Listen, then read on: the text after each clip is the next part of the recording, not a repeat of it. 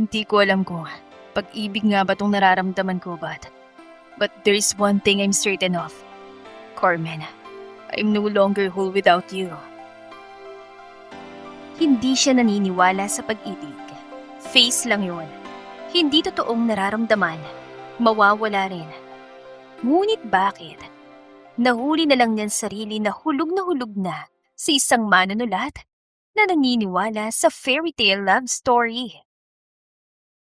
Mia Moore Tales presents Guanson Series 16, The Doctor Who Doesn't Believe in Love, written by August R.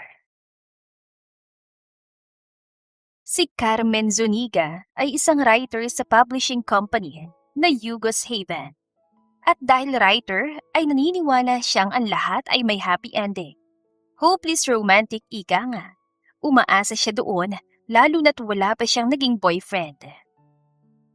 Kapag nagkaroon ako ng boyfriend, wala pa nga. Sinimangutan niyang kaibigang si Margarita. Bakit ba kontra ka lagi sa mga sinasabi ko? Totoo nga, masarap sa pakiramdam kapag mahal niyo yung isa't isa. Alangan naman one-sided lang. Hindi agad ito nakasagot dahil may bumili. Tindera ito sa palengke. Umaga yon at mamamalengke siya. Kaso hindi muna siya pinaalis ng kaibigan, kaya heto't nagkukwentuhan sila. Hindi naman yun ang ibig kong sabihin. Sa akin kasi hindi mo masasabing may happy ending lahat katulad ng mga sinusulat mong nobela. Nasa realidad tayo, hello. Kung masasaktan ka, may possibility na hindi na kayo magkakabalikan. Paano nga kung mahal mo naman? Hindi mo hahabulin. Iningusan lang siya ng kaibigan at saka inasikaso na ulit ang mga suki nito na mukhang mas marami kumpara ng mga nakaraan. Umaga pa lang ay paubos na agad ang tinda nito. Parang mabilis ang paninda mo ngayon Wala ka bang ibang kakompetensya ngayon tulad ng lagi mong nire-reklamo nun? Umiling ito. Nag-aabot ang sukli sa babaeng bumili ng 2 kilong tilapia. Meron naman, malakas lang talaga siguro ang benta ngayon. Swerte kasi ako. Tas kilay na kontra nito. Ngayon ka lang tumambay dito halos araw-araw naman na ganyan lalo na nga kapag napapadaan yung pamangkin ni Mang Andoy. Umaga pa lang na nagdala siya ng isda, nag-uunahan na yung mga suki na bumili. Natawa siya. Pamangkin ni Mang Andoy? May pamangkin ba yung matandang mangang isda na yun? Ang alam ko, mag-asawa lang sila nandito. Wala kang anak at ibang kapamilya dito. Tagasan ba yun? Kilalang masama ang ugali ng mag-asawang yon at nangingilag sa mga ito ang mga taga-dinahikan. Hindi nga rin ako makapaniwala. Ewan ko rin. Pero matagal ko ng supplier ng isda yung mag-asawang yun. Hindi naman ako nasusungitan. Ay, ewan. Alis na ako. Umuwi siya sa bahay dala ang mga bagong karanasan sa araw na yon na maaari niyang idagdag na ideya sa bagong kwentong kanyang ginagawa. Medyo nahihirapan kasi talaga siya nitong mga nakaraan, kaya panay ang larga niya at paghahanap ng inspirasyon. Meng, ang tagal mo namang mamalengke. Salubong sa kanya ng ina nung makapasok siya sa kusina ng bahay. Tumambay ka na naman doon kay Greta, ano? Nasa tabing dagat ang kanilang bahay. Paglabas sa pinto ay pwede nang makahuli ng mga pang-ulam, lalo na kung hibas o low tide. Nangingisda ang kanyang ama at ang kanyang ina ay guro sa elementarya. Baka ka mo nakikisiksik doon sa mga babaeng nag-aabang sa pamangkin ni Paring Andoy sa palengke. Ikaw, Meng, huwag kang kumirengkeng at wala akong tiwala sa batang yun Mukhang mapagpanggap. Wika naman ng tatay niyang nag-aayos ng lambat. Pinagtawanan lang niya ang mga pinagsasasabi ng mga magulang. Sanay na siyang laging pinapangaralan at sinasabihan. Minsan nga ay hindi pa niya nagagawa. May puna na agad ang dalawa. Buntis ka ba, Nay? Ang sungit mo ngayon. Only child siya, kaya siya lagi nakikita ng mga ito. Tigilan mo nga ako riyan sa kalokohan mo, Carmen. Sa hirap ng buhay ngayon, makukuha ko pa bang mag-anak ulit? Hindi na lang, no? Naghihikahos na nga tayo. Paano pa kung madadagdagan pa ng isang sakit ng ulong katulad mo? Nanlaki ang mga mata niya dahil sa tinura ng ina. Nay, talaga ba? Hindi naman ako pasaway Tama rin naman ang sinabi nito na hindi bastang pag-aanak, lalo na't pahirap ng pahirap ang buhay dahil pakurap ng pakurap ang mga politikong umuupo sa pwesto. Mas mabuti pa ngang mag-control, lalo na kung walang stable na pagkakakitaan. Sinasabi mo lang yan. Sabado yun, kaya walang pasok ang nanay niya. Makakaalis siya ng bahay para pumunta sa coffee shop sa bayan. Magandang vibes kaya nakakapagsulat siya ng tahimik. Hindi rin istrikto ang may-ari, kahit na maghapon siyang tumambay at isang kape lang ang bilhin. May mga libreng libro rin na pwedeng basahin. Aalis po ako na ya. Pupunta ako sa coffee shop sa bayan. Tatapusin ko po yung manuscript ko. Baka mabugahan na ako ng apoy ng editor ko. Deadline na sa Monday. Bakit ngayon mo lang inaasikaso? Gayon sa Lunes na palang deadline yan. Mahilig ka talaga sa paghahapon. Ayusin mo nga yan, Neng! Pahabol pa nitong sermon bago pa siya tuluyang makalabas ng bahay. Sumakay siya ng tricycle at nagpahatid sa Sky's Coffee Shop. Medyo konti pa lang ang tao pagpasok niya. Diretso siya sa counter para umorder ng cake at kape. Kilala na siya ng barista at cashier. Ihatid na lang sa table mo, Miss Carmen. Wika ng babaeng cashier. Fan daw niya ito. Salamat. Nagtungo siya sa usual table niya sa sulok, kaso may nauna na sa kanya doon. Nakataas ang paa nito at may binabasang libro tungkol sa... Umangat ang tingin ng lalaki sa kanya at agad itong napangisi. Inaaya mo ba akong makipag? Mahangin naman pala ang lalaking ito. Sigurado rin siyang hindi galing sa shop na yon ang libro. Excuse me, that's my place. Alis ka na riyan. At para hindi ito makaangal, ay ibinaba na niya ang laptop bag sa table kasama ng iba pa niyang gamit. Maganda kasi talaga ang pwesto na yon. Medyo sulok at walang makakaistorbo kung hindi sasadyain. Maganda rin ang tanawin sa labas. Kahit nasa bayan na ng Infanta, ay may palayan pa rin at bundok. Matatanaw din ang dagat kahit napapano. Walang pangalan, miss. Hindi mo ba ako kilala? Angil ni Carmen sa lalaki, na manhid yata dahil hindi man lang talaga gumagalaw. Tinupi lang ang librong binabasa at saka siya hinarap. Dapat ba? Kilala kita? Ipaglalaban niya ang pwesto. Doon lang din kasi may power outlet. Hindi. Pero simula ngayon, dapat alam mong sa akin ang pwesto na to. Humanap ka na lang ng ibang lugar para mabasa mo yung libro mo. Talagang nagdala ka pa dito niyan Alam mo bang puro romance at educational book ang nandito? Tapos magdadala ka ng ganyan? Paano kung may mga bata makakita? Ang daming sinabi, miss. Hindi na lang aminin na gusto mong Shut up! And then there comes Frances Guanzon, ang romantic cynic na psychiatrist. O yung naniniwalang face lang ang pag-ibig at hindi naman magtatagal. Kaya nga kapag nagkaka-girlfriend siya, mabilis lang niyang natatanggap kapag nakipaghiwalay. Style mo lang yatang agawan ako ng pwesto para makapagpapansin ka. Anya pa sa dalagang namumula na sa sobrang inis. Ang tungkol sa libro, hindi niya alam kung sino sa mga siraulo niyang pinsan ang naglagay noon sa duffel bag niya. May bibisitahin lang sana siya sa probinsya, ngunit naisipan munang dumaan sa cafe at nagpapasundo na lang. Ang kapal naman ng mukha mo. Angil nito at saka ibinagsak ang sarili sa harapang couch. Ayaw talagang magpatalo. Sa halip na makakatapos na ako ng trabaho ko, nasirang 15 minutos ko. Sana, tapos na ako sa chapter 10. Hindi ko kasalanan na masyado kang palaban sa halip na humanap ng ibang upuan. Sambit ni Frances. Nauna naman ako dito, at saka wala kang pangalan kaya paanong sa'yo to? Hindi naman ikaw yung owner, if I'm not mistaken. Kilala niya ang may-ari ng cafe, si Sky Jedrick de Luna. Nakakasama niya ito sa mga pagtitipon, ngunit hindi na lang niya babanggitin sa babae dahil baka lalo lamang itong mag-alburuto. Masabihan pa siyang may koneksyon. Alam na nilang lahat na staff dito na ako yung laking nasa pwesto na ito. Kahit walang nakalagay na reserve pero totoong nakareserve na sa akin yan. He can tell that this girl is lying. No, first come, first serve dito. Naiinip na siya maghintay sa sundo niya, kaya naman gagawin na muna niyang entertainment ang babaeng ito. Minsan lang siya makatagpo ng babaeng hindi kinakabahan kapag kausap siya. Masyado raw kasing matalim ang mga mata niya na animoy may binabala kahit wala naman talaga. At mas nauna ako sa'yo. Matagal na ako nagtutungo dito para magsulat. Ngayon ka lang. Saad nito na may kasamang pag-irap. Alis na! Yan na yung order ko Inilapag ng cashier ang order nito sa center table. Self-service ang lugar, pero nagpapaservice ito. Self-service dito, right? Yes po sir, bakit po? Anang cashier na mukhang working student. Bakit nagsaserve ka? Kumamot ito sa noo. Regular customer po kasi si Miss Carmen. Alam na nga po namin ang bawat order niya o yung librong babasahin niya kapag nagpupunta siya rito. At saka, itinuro nito ang pwesto. Lugar po niya yan. Sasagot pa sana siya nang tumunog ang kanyang phone. Nag-text ang susundo sa kanya na nasa labas na ito. Hindi na siya nakipagdebate at hahaba lang. Hindi rin naman talaga siya magtatagal doon. Ang tagal mo. Kanina pa ako sa loob. May babae pa ng away sa akin dahil inunahan ko raw sa pwesto. Saan ka pa ba galing? Sikmat niya sa pinsang gusto yatang maglaho na at umalis sa spotlight ng pagiging guwanson, si Valentin.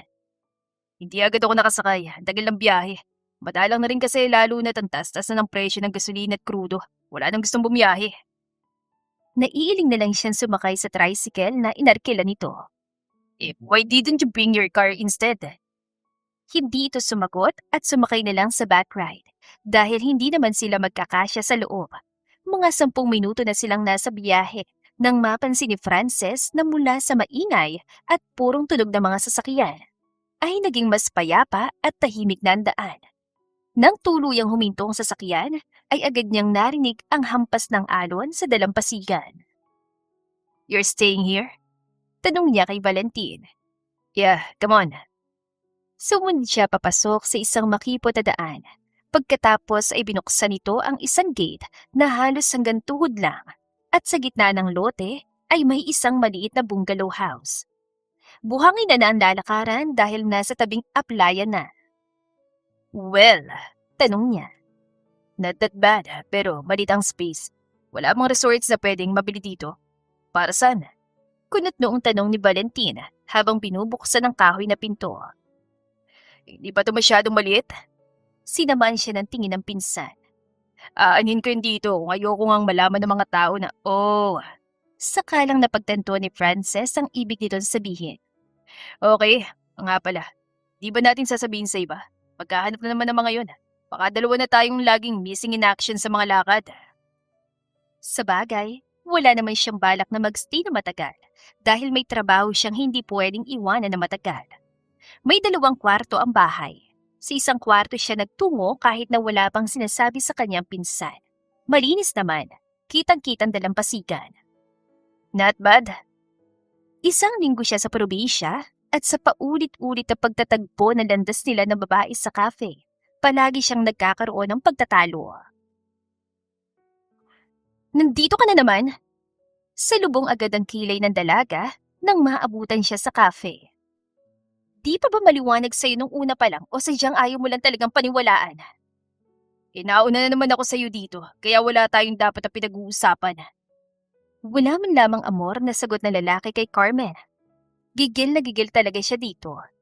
Napagalaman niyang turista ito, ayon sa mga narinig niya na hindi naman niya sinadyang marinig talaga. Pero pwesto ko nga yan. Dali na, alis na. Madededbat ng laptop ko kaya kailangan ko yung charging port. Ang ganda na ng pwesto ko, miss. Ikaw na lang yung humanap ng ibang pwesto. Halos magdabog na talaga si Carmen dahil hindi siya paniwalaan ng lalaki. Carmen ang pangalan ko, Miss Karian. Hindi mo naman ako tinuturing na babae dahil ganyan ka umasta. Dinaan mo lang sa galit ko no para makapagpakilala ka. I am Frances. Hindi ko kailangan ng pangalan mo. Padabog siyang umupo sa harap nito.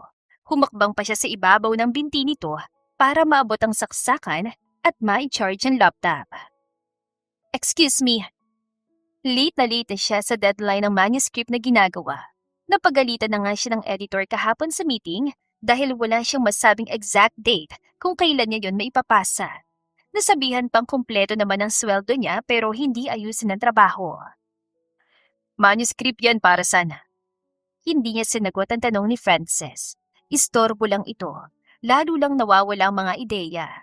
Ang dami-dami pa naman ng mga yon sa isip niya kanina nung nasa biyahe. Gusto mo ng kape? Hindi pa rin niya ito pinansin. Cake, cookies. Will you shut up? Angil niya sa lalaking nagluhan ng singhalan niya. Napangangas siya na makitang may kausap pala ito sa phone. Nang magkibit-balikat ito ay agad siya napayuko. Napahiya siya. Sorry. Narinig niya ang mahinang tawa ng lalaki. Tawang may kasamang pangaasar. That was my mom, by the way. Akala niya girlfriend ang kasama ko at naiingayan sa kanya. Major turn up tuloy eh. Inirapan niya ito. Hindi mo naman ako girlfriend, kaya bakit ako matatakot na magalit ang mom mo? Oo nga naman. Sa wakas ay natahimik na rin ito. Ayaw talaga niya na may ka-share sa table pero sige na lang. Totoo namang walang pangalan niya basta ba ganoon ito na hindi mag-iingay. Hindi naman niya kailangang i-entertain ng mga turistang dumarating sa Infanta. Wala siyang pakialam doon. Pero nung patapos na siyang magsulat ay nagsalita na naman ito. Wala kang usual order ngayon? Tinignan muna niya at baka may kausap na naman sa phone pero nang makitang direct ang tingin nito sa kanya ay inirapan niya. Wala. Okay. Hindi naman siya umasa na bibilhan siya ng lalaki. Pero bakit disappointed siya? Mas sumimangot ang mukha niya na ikinatawa nito. Anong akala mo? Bibilan kita.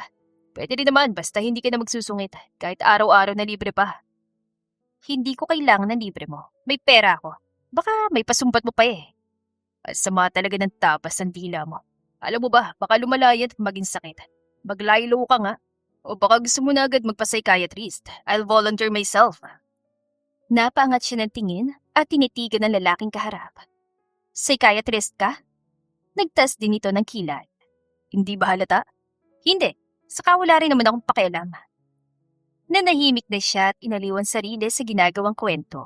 Sa kabutihang palad ay natapos naman niya yun. Ngunit kailangan muna niyang i-edit at i-proofread at baka alipustahin na naman ang editor niya. Nag-inat siya ng mapansing hapon na pala. Ouch, ang sakit ng likod ko. Oh, nandito ka pa rin? Nagulat siya nang naroon pa rin si Frances. Ilang libro na kaya ang nabasa nito? Yeah. Hindi yan naiwasan ng mapangiti sa gesture nito. Hindi mo naman ako kailangang hintayin para makauwi. Kaya kong sarili ko. Mabilis pa naman siyang ma-fall sa mga simpleng gestures na ganoon. Yung mga simpleng salita na nagpapahiwati. Kaya siya laging napapagalitan ni Margarita eh. Ganon kasi siya. At sino naman na may sabi sa'yong hinihintay kita? Wala lamang akong kasama sa bahay na tinutuluyan ko, kaya nagpapalipas na rin ako ng oras dito. Agad tuloy bumagsak ang imahinasyon niyang unti-unting lumalawak at nagpapakita ng mga bagay na dapat ay hindi niya asahan. Padabog siyang tumayo at sinukbit ang laptop bag saka dire-diretsyong lumabas ng shop. Naglakad siya patungo sa paradahan ng tricycle, pero walang nakapila. Paano naman ako makakauwi nito? Ihatid na kita, tagasan ka ba? Inilingan lang niya ito. Hindi na, may darating pa naman siguro. Sanay naman ako, lagi may dadating kahit na gaano pa katagal. Parang sa pag-ibig. Baka 30 na siya eh, wala pa rin pero naniniwala siyang hindi yun dapat minamadali. Para maswak sa kanyang darating na lalaki na makakasama niya habang buhay. Tagasan ka nga, baka malapit lang din sa tinutuluyan ko. Ipinilig niyang ulo para palisin ang mga ideyang nag-uumikot na naman doon. Paraan lang ba nito ang pagtatanong para malaman kung saan siya nakatira at dadalaw na sa sunod na mga araw? Ang tiyaga naman itong naghintay. Hindi na. Anya, saktong may natanawan siyang tricycle driver na kakilala. Manong pahatid! Mabilis siyang sumakay at iniwan ng lalaking walang nagawa kundi ang tumanaw na lang. Aaminin niya, pasok na pasok sa standard niya si Frances.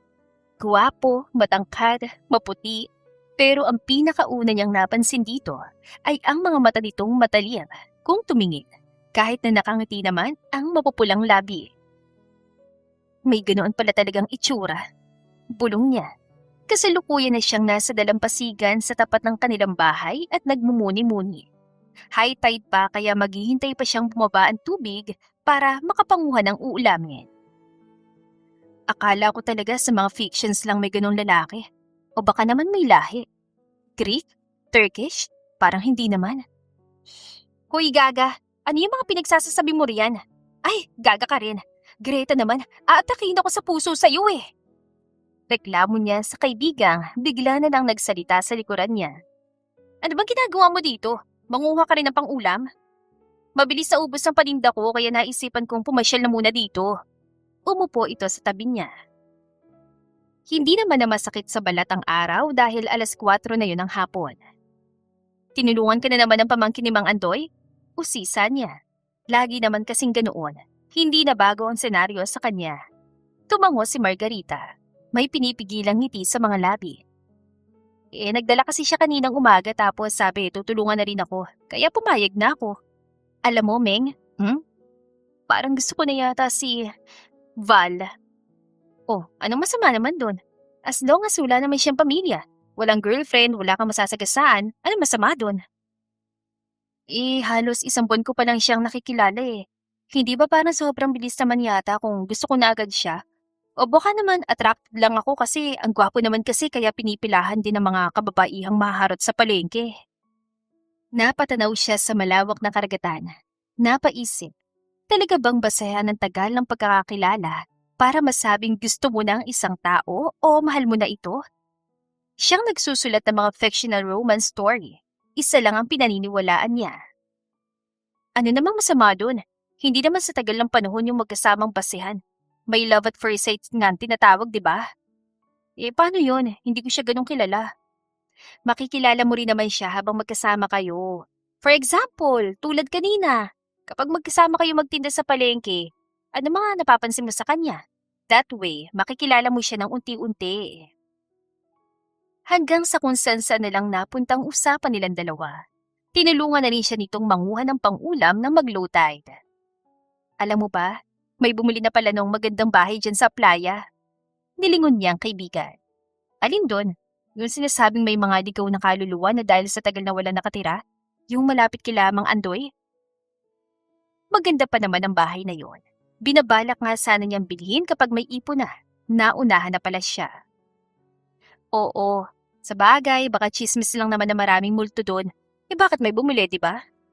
Ay, naunahan ako. Pinag-iipunan ko yun eh.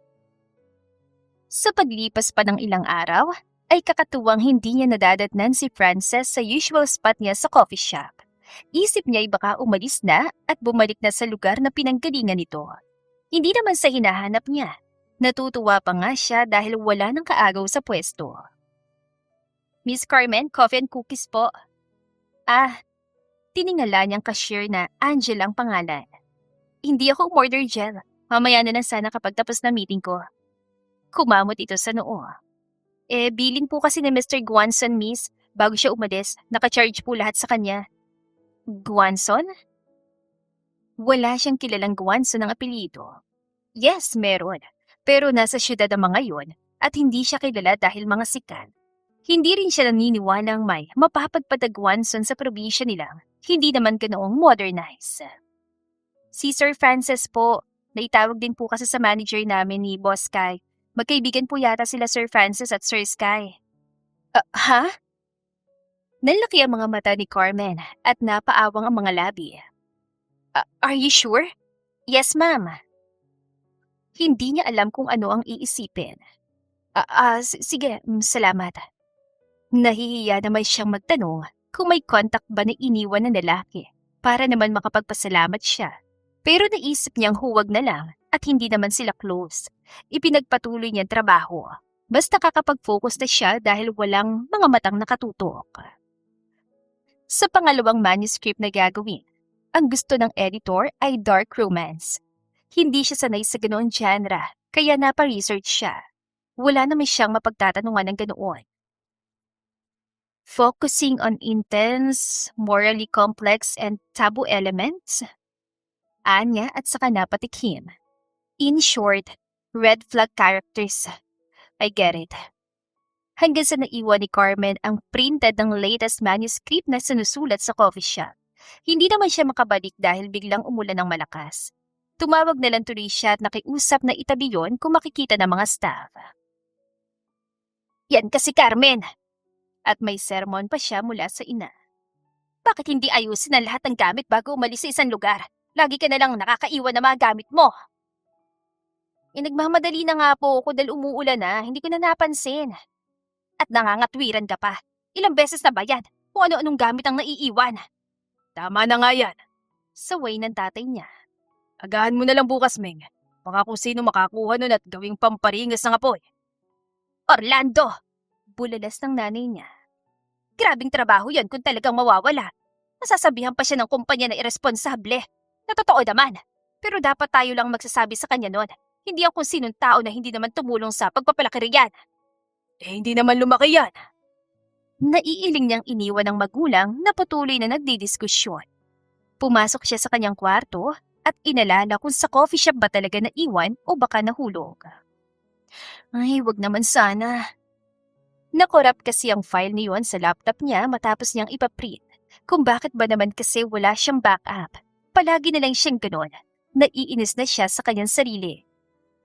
Sa kabutihang palad ay si Frances ang nakakuha ng manuscript ni Carmen at nabasa niyang nilalaman niyon. Agad siyang napakunot noo dahil parang sobrang unrealistic naman ang mga nasa kwento. Hindi nakapanipaniwala at parang wala ng koneksyon sa realidad ng buhay. Yung binabasa mo, friend. Nasa duyan siya malapit sa dalampasigan ng bahay ni Valentin. Nakatali yon sa pagitan ng dalawang puno ng niyog.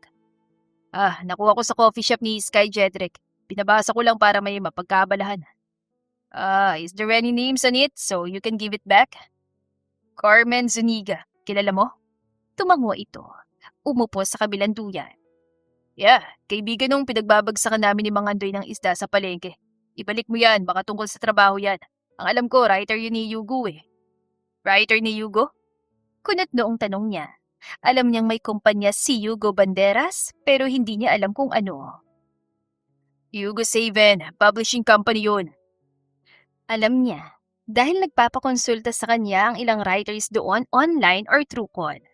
Si Hugo ang nagbabayad niyon para daw sa wellness ng mga empleyado nito. Mukhang doon nagtatrabaho si Carmen.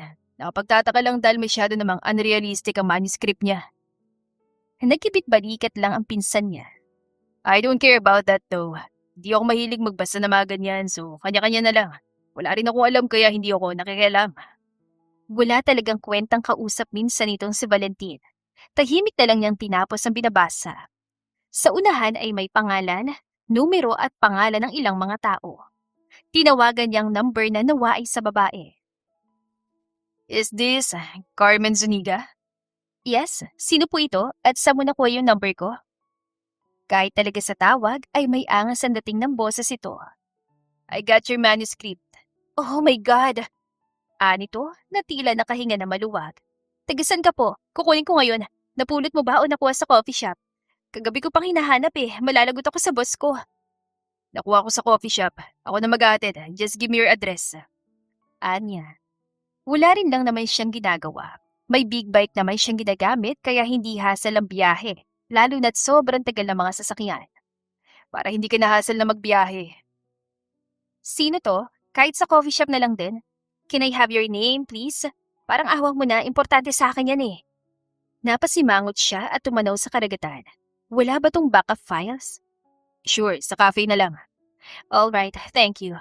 Mamayang 2:00 ng hapon? Sure. Wala pa namang 11:00. Maaga pa. Aalis din naman ang pinsan niya. Kaya maghahanap na lang siya ng restaurant sa bayan. Hindi siya gaanong marunong magluto, wala rin naman lulutuin. Pagdating sa bayan ay nagmamadali siyang kumain. Baka mauna pa sa kanya si Carmen sa cafe at magalit na naman. Naroon na nga ito nang dumating siya, 1:00 pa lang. You're early. Komento niya habang umuupo sa harapan nito. Kanina ka pa? Ikaw ang nakakuha ng manuscript ko? Yeah? Hindi ito makapaniwalang nakatitig lang. How? I mean, di ba nakaalis ka na? Ano't ikaw pa yung nakakuha niyan? So hinihintay mo ko? Nakangising tanong niya. 1 linggo lang naman ako nawala. Na-miss mo naman ako agad. Hindi no. Aka na nga yung manuscript ko. Late na naman ako sa deadline. Panay ang reklamo nito. Mukhang doon na naman yata magtatrabaho, kaya nanahimik na lang siya. Habang nagsusulat, ay hindi niya mapigilan na pagmasdan ito. Nangingiti pa ito habang nagsusulat.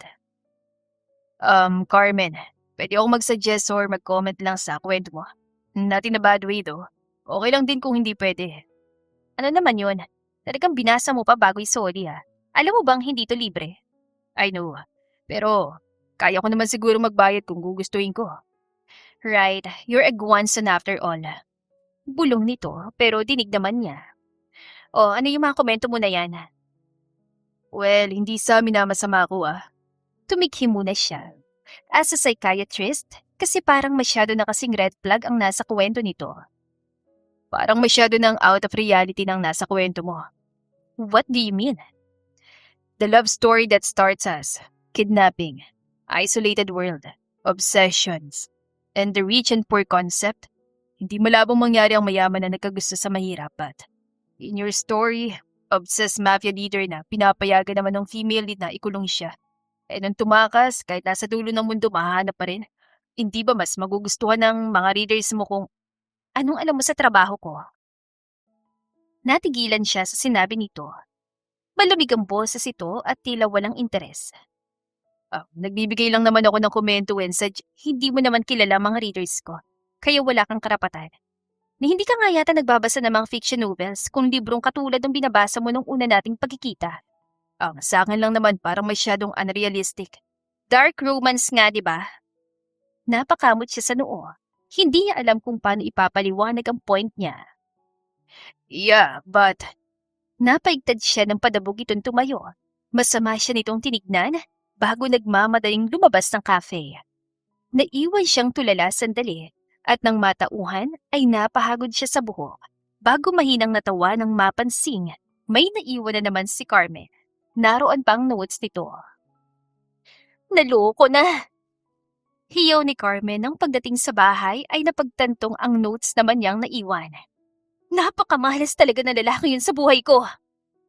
Mabuti na lang at wala pang nanay niya, kundi ay may sermon na naman siya. Ang tatay naman niya ay nasa kumpare at nag-aayos yata ng lambat. Naiinis man kay Frances ay tinawagan niya ito. hello, who's this? She scoffed, para namang hindi nito tinawagan ang numero niya kanina. Yung notes ko? Sino nga to? May pangalan yung notes ko, no? Wala naman yatang iba nakaiwan ng gamit dyan. Narinig niya mahinang tawa mula sa kabilang linya. Pinagtitripan lang siya ng lalaki. May address din, ihatid ko na lang. Anito, saka siya binabaan ng tawag. Wala sana siyang balak sabihin kay Frances ang address niya, kaso'y nakasulat nga naman sa notes niya. Lahat talaga ng gamit niya ay may pangalan at address dahil masyado siyang makakalimutin, maliban na lang sa manuscript na naiwan din niya kahapon. Lumabas siya ng bahay at doon na lang hinintay ang lalaki. Makalipas ang halos kalating oras, ay dumating din ito sakay ng isang kulay blue na big bike. Pasika talaga. Madalang ang may ganoong sasakyan sa lugar nila. Wow, malapit lang pala. Bunga dito matapos magubad ng helmet. Anong malapit? Kudot noong usisan niya. Umiling ito bago iniabot sa kanyang notes. Wala. Pagkaabot niya ay diretso siyang tumalikod. Walang pasasalamat dahil naiinis pa rin siya dito. Ayaw niya itong harapin na matagal. Wala man lang thank you, Miss Carmen Zuniga. Sino bang may sabi na ihatid mo pa dito? Pwede namang iwan sa coffee shop. Pasikat. Kumamot ito sa ulo. Pauwi na nga sana ako sa Manila pero naisipan kong magmagandang loob na muna at ihatid tapos wala palang thank you. Di thank you. Isang linggo matapos yon ay nagkaroon siya ng meeting kasamang editor para sa manuscript na ginagawa. May mga suggestions ito, kaya nabanggit niya mga sinabi ni Frances at napatango doon ang kausap. Bakit hindi mo gawin? Po? Matanda sa kanyang editor na si Miss Cherry. Miss Cherry, ayos naman po yung manus ko nung mga nakaraan at walang bad reviews. Tumango ang babae. Yes, but those were in a different genre. Ang mga sinusulat mo noon ay halos teen fictions, pure romance and comedy. May kaunting revisions din doon dahil masyadong parang hopeless romantic ang mga characters. Pero dito sa latest manus mo, I may say that. Yes, tama lang naman ang komento ni Doc Frances. Mabuti nga rin pala at may nakakausap kang psychiatrist. Makakatulong yun sa mas maayos sa takbo ng mga kwento mo. O, bakit kailangan ng psychiatrist sa pagsusulata? Akala niya ay maayos na mga ipinapasa niyang manus dahil wala namang masyadong puna kapag naipapasa niya. Yun pala ay may major revision na nangyayari. Hindi na lang binabalik sa kanya. Aminado kasi siyang masyado siyang reklamador. Oo, hindi mo pa ba alam na consultant ng mga on-site employees si Dr. Guanzon? Po, kaibigan kasi siya ni Boss Hugo at nung time na kailangan ng psychiatrist ay siya yung kinuha. Hindi dahil baliw o may sakit sa utak ang mga empleyado ha, kaya may ganun ang kumpanya. Kailangan kasing may kumakausap sa mga writers na may writer's block, stress, pressured, and yung mga writers natin na naapektuhan ng mga sarili nilang kwento. Coincidence nga na nakita pala kay ni Doc. That's good. Sa sunod na trabaho niya ay hindi na muna siya tumanggap ng dark romance genre. Para kasing naapektuhan siya tulad ng sinabi ni Miss Cherry. Nadadala siya na hanggang sa panaginip ay naroon at may mga instances na siyang karakter. Tapos nagiging parang hobby na niya ang mag-isip ng mga kwentong out of reality na. You okay? Nagkita na naman sila ni Frances sa coffee shop. Wala siyang ginagawa. Naisipan lang talaga niyang tumambay. May bibilin kasi siyang gamit kaya dumaan na muna doon. Nakabalik ka na pala? Yeah, may dinala akong gamit ng pin. Kaibigan ko. Okay ka lang? Wala kang dalang gamit ngayon para magsulat Bumuntong hininga si Carmen saka sumandali sa upuan. Nahihirapan pa ako makalis dun sa huling sinulat ko eh. Ang dami rin kasing revisions. Parang hindi nga maganda yung masyadong powerful at mga hindi na kapanipaniwala tulad ng sinabi mo. Oo na, tinatanggap na niya. Tama talaga si Frances. Nagtatrabaho ka rin pala sa Yugos Haven? Tanong niya nang maaalala ang nabanggit ng editor. Not really. Natawagan lang ako kapag may problema. Pero nasa Guanson's Healthcare ako. Sagot naman ito. So, may tutulong ba ako sa iniisip mo? Okay lang ako. Pahinga lang sigurong kailangan para mawala yung writer's block ko. Can I give suggestions then? Tinitigan niya si Frances. Sure. Wala namang mawawala.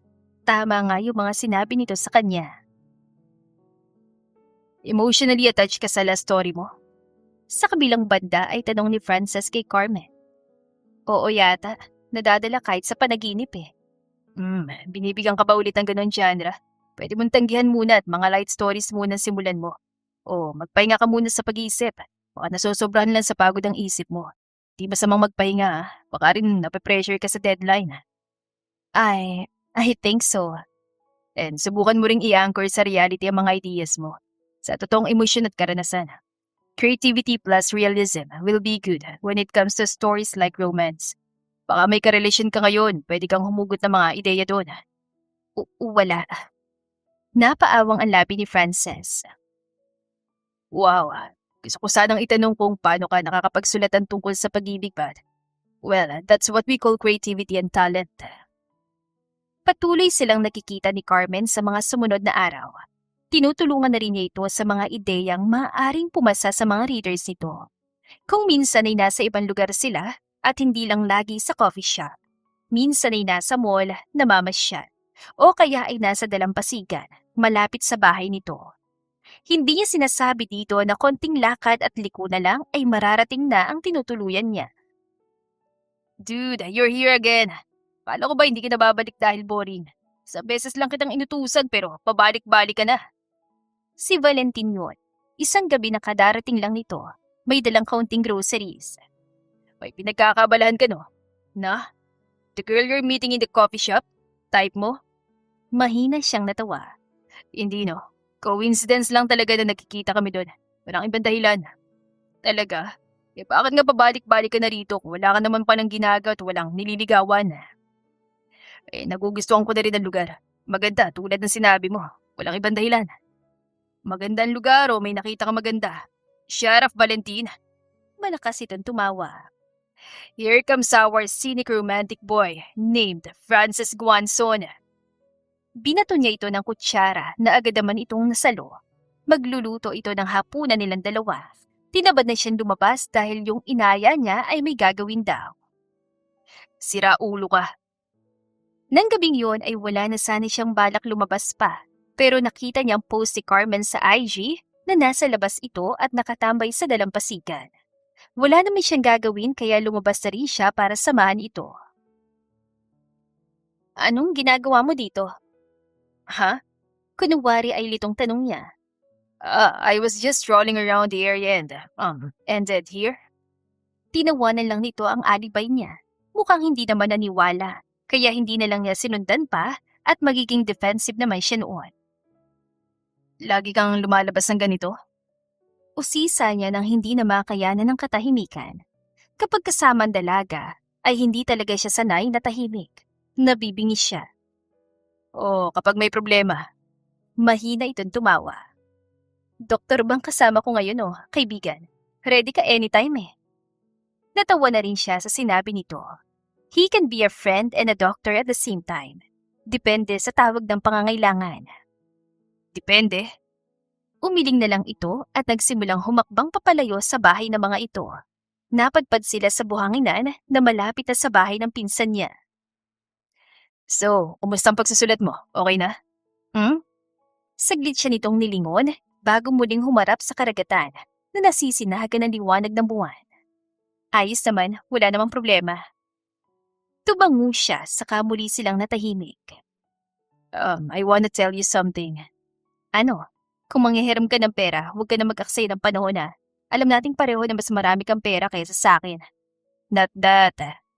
Paano ba niya sasabihin sa dalaga na baka sa susunod na alis niya, baka matagalan bago siya ulit bumalik o baka naman hindi na talaga? Pero teka, bakit kailangan niyang magpaalam? Never mind. Shall we go back? Lumalalim ng gabi. Okay, Oh, you went out? tinong ni Valentina makauwi siya. Dagli siyang napaatras. Akala niya'y natutulog na ito dahil madaling araw pa lang ay umalis ito para magpakahirap na mangisda at magpapansin sa babaeng gusto nito sa palengke. Bakit gising ka pa? May tumawag lang tungkol sa trabaho. Eh ikaw, di ba hindi ka lumalabas ng bahay kapag nagpasalas Diyas na unless emergency? Wow, that's a big change ah. Nagpaalam ka sa nililigawan mo? Wala akong nililigawan. Mariing sagot niya bago ito talikuran. He decided to leave that evening. Marami na siyang naiiwan trabaho dahil sa kakabalik-balik sa dinahikan. Hindi naman niya alam ang dahilan kung bakit siya bumabalik. The next morning, he started working again at Guanson's Healthcare. Marami na siyang pasyente na naipapasa sa iba dahil palagi siyang wala. Nagulat na lang siyang ilang buwan ang lumipas dahil sobrang busy niya. Dok, tignan mo to. Si Doktora Sandra Buena Francisca yun, nabasa na lang pumasok sa kanyang clinic. Parang ikaw yung dinidescribe eh. Ano ba yan? Fiction story na naman? Sanay na siya sa kaibigan na mahilig magbasa ng mga nobela. Nakakakilig daw talagang sa kanya pa ikinukwento. May trabaho ako, doktora. Mamaya na yan. Hindi. Anito at umupo pa sa upuan na nasa harap ng table niya. Kasi nobela kasi to ni Carmen Zuniga. Di ba yung lagi kong kinukwento sa'yo na paborito kong manunulat ng Hugo's Haven? Ilang buwan na ba niyang hindi nakikita ang babaeng yun? 3 buwan na. Wala naman siyang dapat ipangamba dahil wala namang namamagitan sa kanilang dalawa, kaya ayos lang yun. Pero may pakiramdam siyang hindi may paliwanag. Ayaw niya lang bigyang pansin. Oh, what about it? Itinigil na muna niya ang binabasang record ng pasyente para bigyang pansin ng doktora. Bilisan mo lang. Bakit ba kasi ako inuustorbo mo? Nasaan yung maliligaw mong walang ibang ginawa kundi parang aso na sunod lang na sunod sa'yo? Habang ikinukwento ng kaibigan ang mga katangian at sinasabi nitong katangian niya na ginamit sa nobela, ay hindi maiwasang maglakbay ng diwa ni Frances pabalik sa dinahikan, Infanta Quezon, kung nasa ng manunulat ng istoryang yun. So, she used me. Sa malayong probinsya naman ng Quezon ay hindi malaman ni Carmen kung bakit ginamit niya ang mga katangian ni Frances sa pinakabago niyang nobela.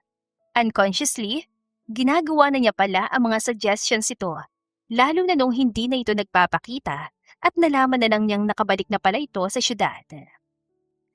The feedbacks from your readers are good, Carmen. Anang editor niya nang nasa meeting sila para sa feedbacks ng librong kanyang sinulat.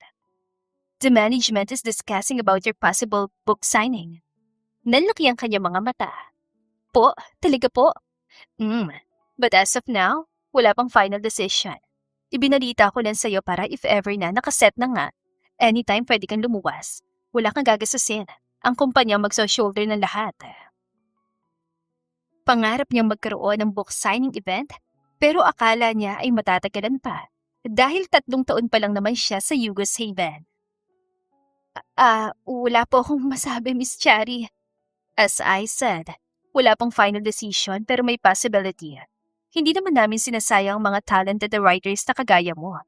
Yung mabilis kausap at hindi matigas ang ulo. Sumusunod sa mga suggestions at komento ng nakatataas at syempre, critic ng mga mambabasa. Parang pinapatamaan siya noon. Opo, salamat po.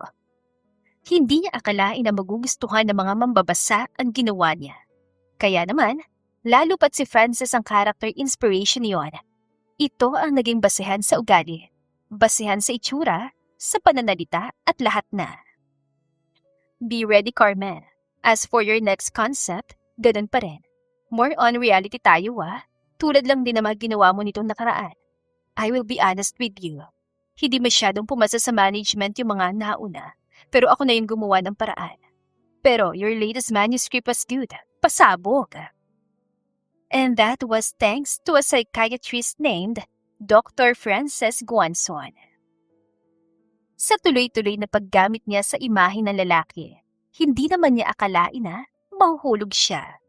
Nang bumalik sa lugar nila si Frances para sa bakasyon, ay agad siyang nagtapat dito. Sorry sa istorbo pero hindi naman ito matagal, hindi masyadong makakain ng oras mo. Nginitian siya ng binata kaya mas lumakas sa loob niyang sabihin ang totoong nararamdaman.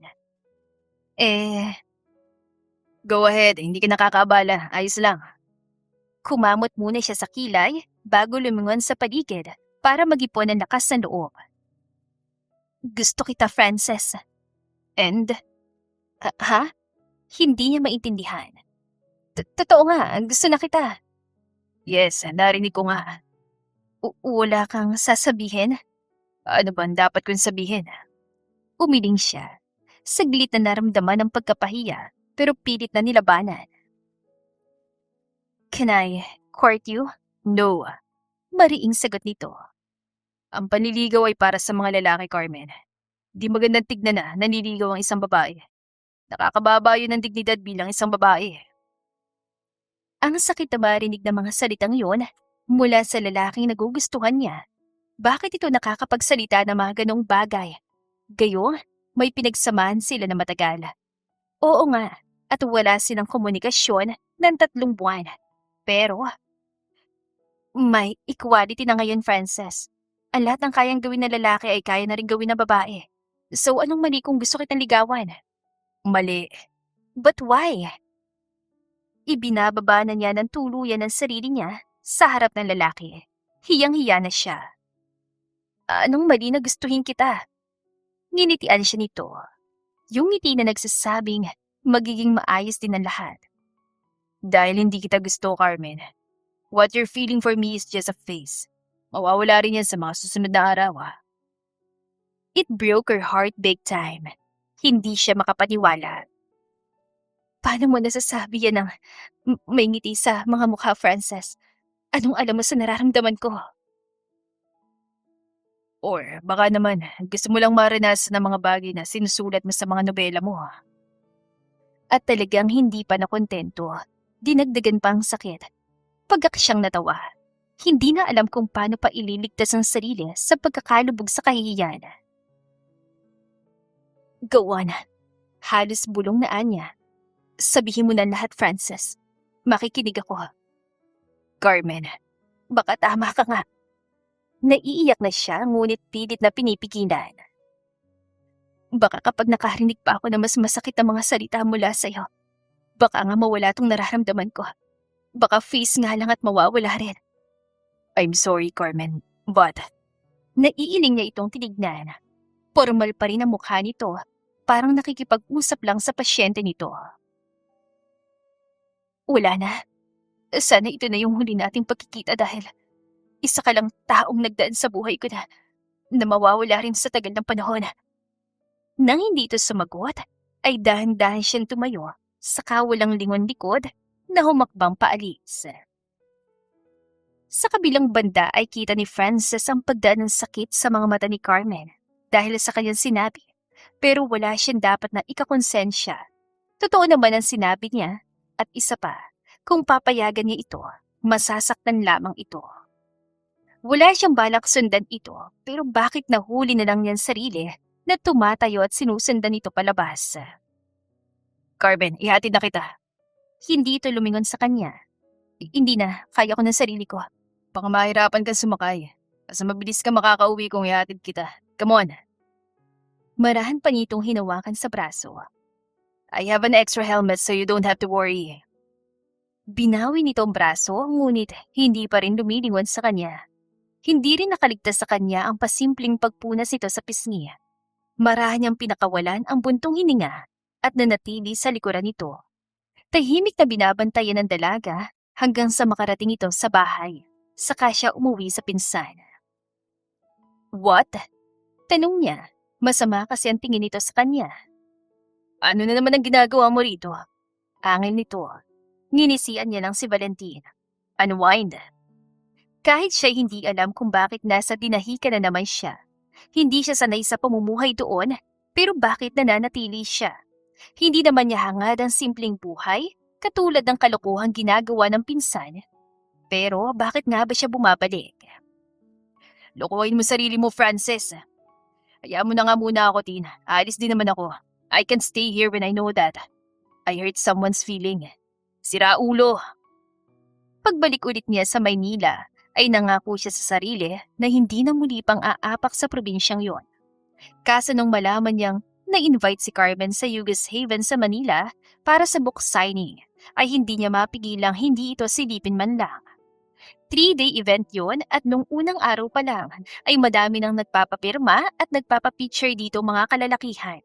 Meron pang ang nanghihingi ng number na babae. Tinatawanan tuloy siya ni Sandra. Dok, bakit nagmamadali ka yata? May pupuntahan ka? Sinamaan niya ito ng tingin. Nagawa pang dumaan sa klinik niya para mang-asar. Hindi niya alam paano nito nalaman ang koneksyon niya kay Carmen. Wala. Makakaalis ba ako sa dami ng trabaho ko ngayon? Pupunta ako sa book signing ni Miss Carmen. Hindi ka sasama? Get out, Doktora Buena Francisca! Angil niya sa babaeng doktora. Nagtatanong lang, Dok. 3 day na kasi ngayon, wala na yun bukas. Talagang tumayo na siya at pinagtutulak palabas ang dalaga. Kaya nga nagmamadali na siya at hindi siya papayag na may umaligid na naman dito, mga nagpapanggap na reader at fan para makalapit. Alis! Sus, parang hindi ka bunda doon nung una at pangalawang araw Kala mo hindi kita nakita? May patago-tago ka pa nalalaman? Siyempre, alam ko pupunta ka rin ngayon kaya tara na. Mariin siya napapikir. I'll just finish this. Kumamot siya sa batok at nag-iwas ng tingin. Susunod na lang ako. Humalakak ito na parang nang-aasar. Ano na naman ang ginagawa mo rito? Paasik na tanong ni Carmen nang lapitan niya ito. Hindi pa nagsisimula ang event. Nagkibit-balikat siya. May bibilin sana ako nakita kong... Oh, shut up, Dr. Guanzon. Noong nakaraan napadaan ka lang dito. The next day may sinamahan ka. Tapos ngayon, may bibilin sa mall. Wala bang mas kapanipaniwalang dahilan? But that's the truth though. Inirapan lang siya ng dalaga bago nito inayos sa mga gamit na nasa ibabaw ng mesa nito. May pangalan din nito doon. May ilang patong ng nobelang gawa nito. Nakita pa nga niya yung dark romance novel na unang dahilan ng pag-aaway nilang dalawa. Can I buy this? Tanong niya hawak ang nobela. Saglit itong natigilan nang makitang librong hawak niya bago sumama ang timpla ng mukha nito at inagawin sa kanya. Aanin mo naman, hindi erotic yan. Napahalakhak siya dahil sa naalala. God, hindi nga kasi akin yun. Hinayaan na niya ito na magsimulang event. Panay ang ngiti nito at kaway. Picture-picture, natawag pa nga siya para kumuha ng larawan nito kasama mga fans. Okay lang naman sa kanya, hanggang sa pakiramdam na makitang masaya at nakangiti si Carmen. Mukhang delikado ka, Frances. Bulong niya sa sarili habang nasa malayong sulok at nakatanaw sa dalaga. Dinubog kasi ito kaya napilitan siyang lumayo. Dok! Sandra, ano ba? Gulat niyang bulalas. Bigla ba naman itong sumulpot sa tabi niya? Ano? Baka matunaw si Miss Carmen. Lapitan mo kaya at hingan mo ng picture para yun ang titigan mo. Nakakalokong anito. Yun nga lang, hindi yun gumagalaw at hindi ka mapapangiti riyan kapag tumatawa siya. Ang dami mong alam, Sandra. Bumalik na nga lang tayo sa ospital. Baka pag nalaman to ni TJ, wala na tayong balikan trabaho. Ikaw lang. Ingos ng babae. Nagpaalam ako, ikaw hindi. Hindi niya nilubayan si Carmen habang nasa Maynila ito. Napagkalaman niya kay Hugo Banderas na isang linggo ang ibinibigay nito sa mga writers para magpahinga, lalo na yung mga galing sa probinsya na kagaya ni Carmen. Ako na magpapasyal sa'yo rito sa Manila. Suwestiyon niya. Nabanggit ko na sa boss mo, pumayag naman. Ay, hindi na po. Magalang na pagtanggi nito. May mga kasama kasi kaya nahihiya yata. Sasama na lang po ako sa kanila, may sasakyan din naman. Mahina siya natawa para pagtakpan ng pagkapahiya. Maayos naman ang ginawa nitong pagtanggi, pero bakit pakiramdam niya'y napahiya siya? Nasabi ko na kay Hugo, come on, ibabalik din naman kita after. Hindi na talaga, sir. Hindi na niya napilit pandalaga nang dumating ang van na service yata ng mga ito. Habang tanaw niya ang papalayong sasakyan, unti-unti, na-realize niyang hindi pala face lang ang nararamdaman niya. Umalis siya nung una at bumalik sa kanyang buhay bilang doktor sa pag-aakalang mawawala rin naman ang kung anong nararamdaman niya. Ngunit nagkamali siya at tinanggap na mukhang may totoo rin naman pala sa mga sinusulat ng babae. Dude, what's up? Tulala siya pagdating sa ospital. Muntik pa niyang mabanggang pinsang si Dr. Evan Guanzon. Kulang lang sa tulog. Sure, pag nalaman ni TJ na pumapasok ang lutang, may sermon ka na naman doon. Kahit papano ay natawa siya sa sinabi nito. Hindi, okay na ako maya-maya. Akmang tatalikuran na niyang pinsan nang muli siya nitong tawagin. Kunot noon itong tumayo sa harapan niya. What? Pero narinig ko sa sekretary mo na nagpaalam kang hindi papasok dahil may importanteng gagawin. Bakit nandito ka? Narinig mo o tinanong mo? Sa kanilang magpipinsan ay hindi na talaga maiiwasan ang pagiging mausisa. Kung sinong maisipang puntahan, tanungin at guluhin ay hindi makakaligtas. Magaling lang talaga si Valentin dahil nakakapagtago ng maigi. Pero kung talagang may seryosong maghahanap dito, hindi naman malabong makita ito agad. Narinig ko nga, nakasalubong kasi ni Kai tinanong. Nasa likuran lang ako kaya narinig ko rin. Oo sana, kaso hindi naman natuloy. Hindi pumayag na samahan ko . Oh, kunwari ay gulat na anito. Babae? He snorted. Lalaki, dude. Ha? Parte ka ng ulo at talagang naniwala ka? Hindi niya akalain na agad-agad itong maniniwala. Siyempre, babae. Hindi naman nabago yun. Wala rin namang masama. Ang dami kong kakilala na mga ganun . Wala namang problema. Kung mangyayari sa'yo, ano namang pakialam namin dun? Sexual orientation mo yan. Visit ka talaga. Daming sinabi. Sabing hindi nga. Sumasakit lang ang ulo niya habang kausap si Evan, kaya nagdadabog niya itong tinalikuran at iniwan. Lalo lang siyang maiirita. Kinabukasan ay nagbakasakali ulit siyang sasama sa kanya si Carmen at mukhang sumasang-ayon sa kanyang tadhana.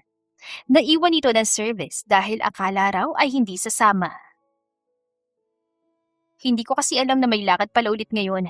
Sinusulit nga yatang pamamasyal dito dahil pabalik na kami sa mga probinsya namin sa isang araw. Kaya nga ako na yung sasama sa'yo. Wala naman akong gagawin ngayon. Kahit nasa likod ng isip niya, ay nakikita niyang nakasimangot ang mukha ng sekretary at ang doktor na sasalo ng trabaho na. Bahala na. Tara, saan mo gustong pumunta muna?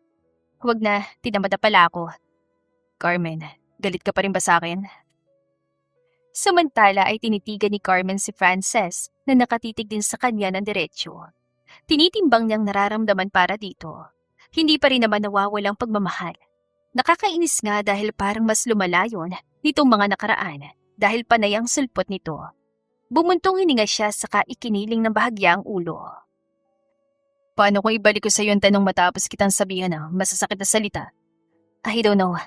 Kibit-balikat ang sagot nito. Napaawa ang kanyang labi. Hindi niya akalain na ganun pala talaga ang mga tao. Hindi naniniwala sa pag-ibig. Ang hirap pakibagayan at samahan. Ay, ewan ko sa'yo. Pero alam ko, nasaktan kita.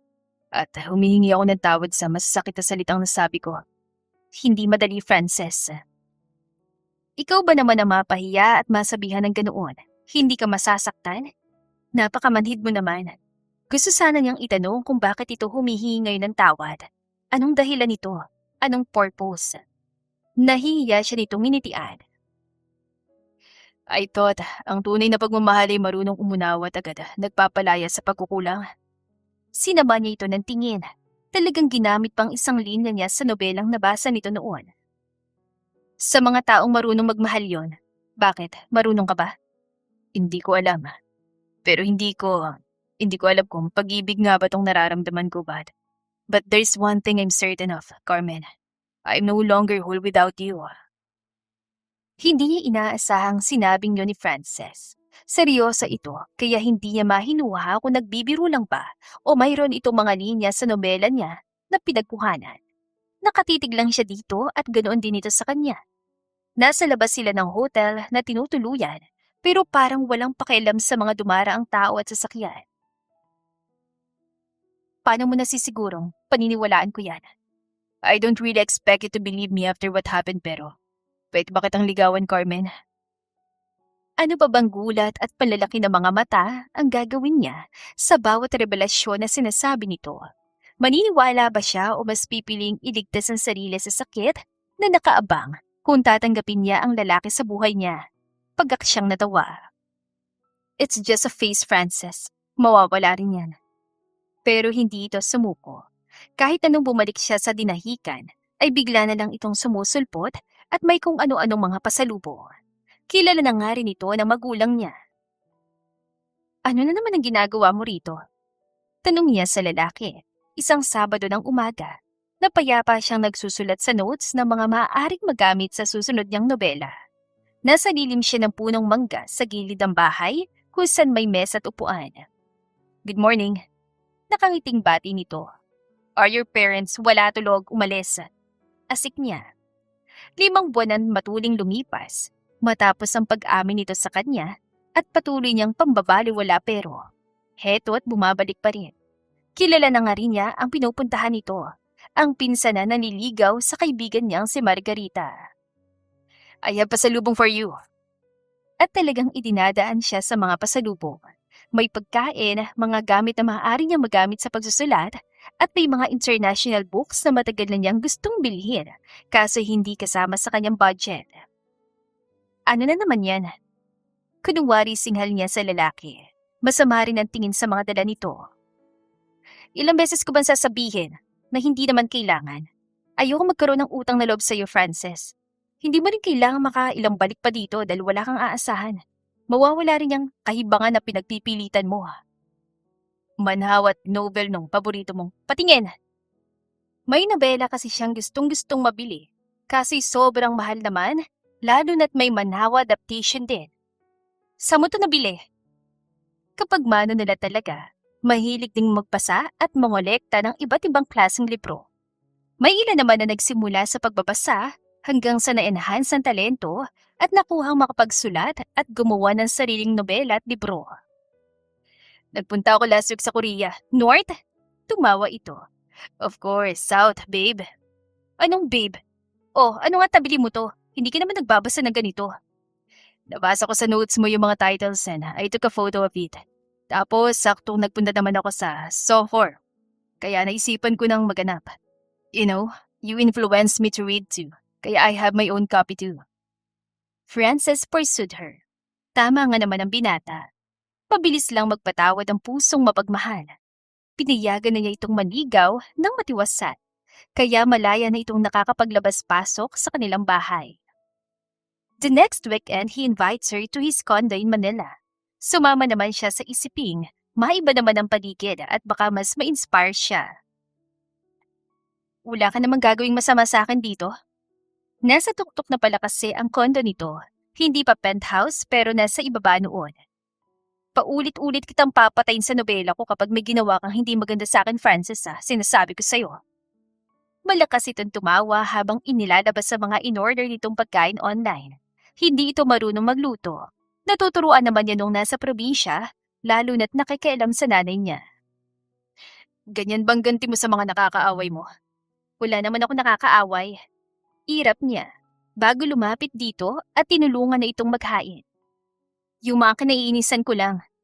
Akala ko ba mabait ka? Bakit may kinaiinisan din? Hala, tao rin naman po ako no. Ano akala mo sa akin? Robot na walang feelings? Nainis nga ako sa nung nireject mo ko with straight face ka pa. Ay, nakakabanas. I like your accent, babe. Ulitin mo nga. Nagtataka niya itong sinulyapan. Ha? Alin? That word. Anito. Ay, nakakabanas. Malakas siyang natawa dahil kuhang-kuha nito ang punto.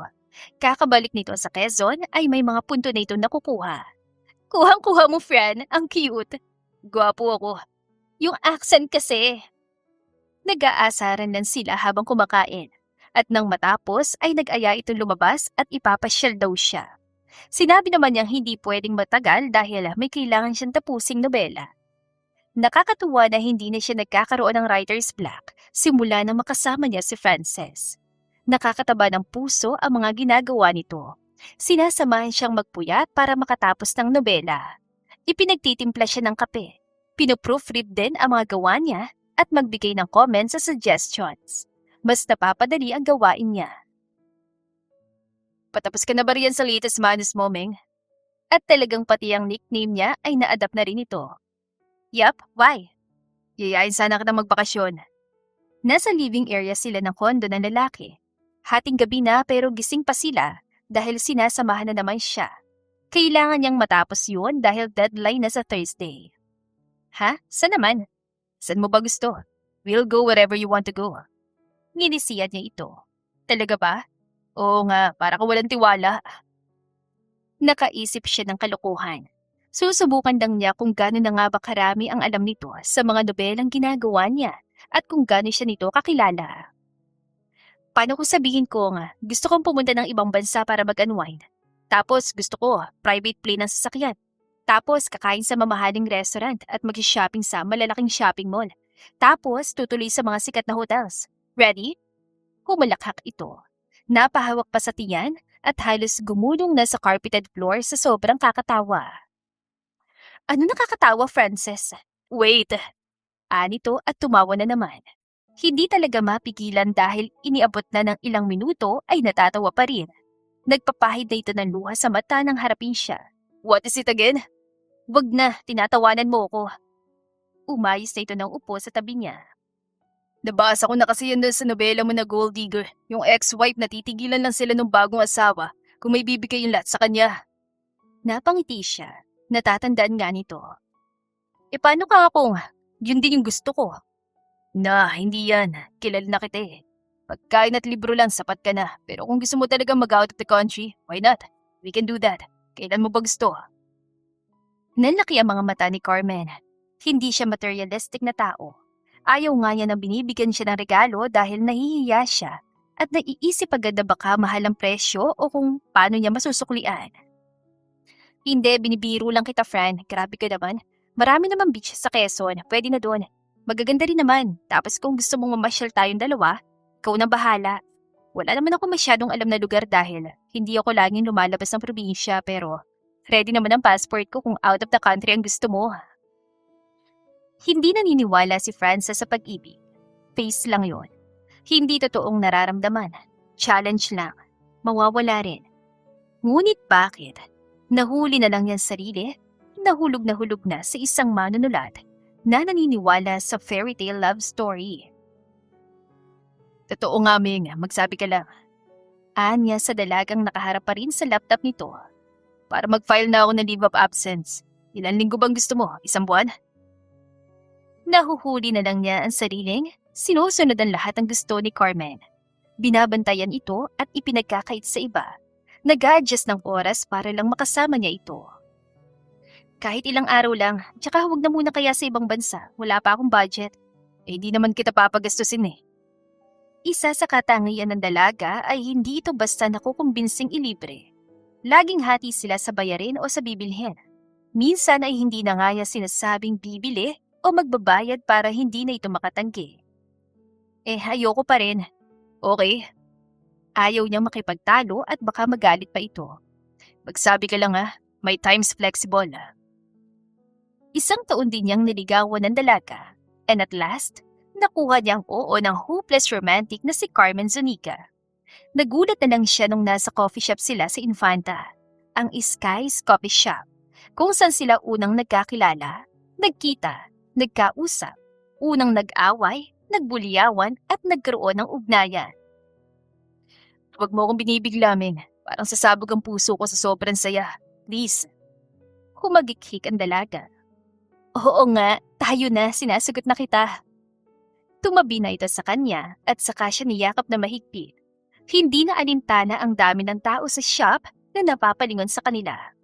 Ang cashier at barista na nangingiting pinapanood silang dalawa. Sinuklian niya ng mas mahigpit na yakap at dalaga. Ibinuon niya ang mukha sa leg nito. Thank you, Ming. Mahal na mahal kita. Hindi ko alam kung totoo nga bang forever exist pero gusto kong subukang kasama ka. Sasamahan din kita, Frances. Sasamahan kitang lakarin ng habang buhay. Nanatili silang magkayakap. Alam mo ba, nung sinabihan mo ko na face lang ang nararamdaman ko, narealize ko na, hindi pala lahat ay katulad ng sinusulat ko mga romantic novels, na grand at magical. May pagdadaan ng sakit pero kapag maayos nating napatakbo, makakarating tayo. They are not a perfect couple, but they choose to be with each other in a quiet and a grounded way. Mas matagal pa silang nagligawan kaysa naging mag-boyfriend dahil makalipas lang ang ilang buwan ay nagpakasal na sila at excited na siyang bumuo ng pamilya kasama ang kanyang asawa. The end. Kung nagustuhan ninyo ang aming istorya, ay huwag kalimutan na mag-like at subscribe. Mag-iingat po tayong lahat. To God be the highest glory. Hanggang sa muli. Paalam!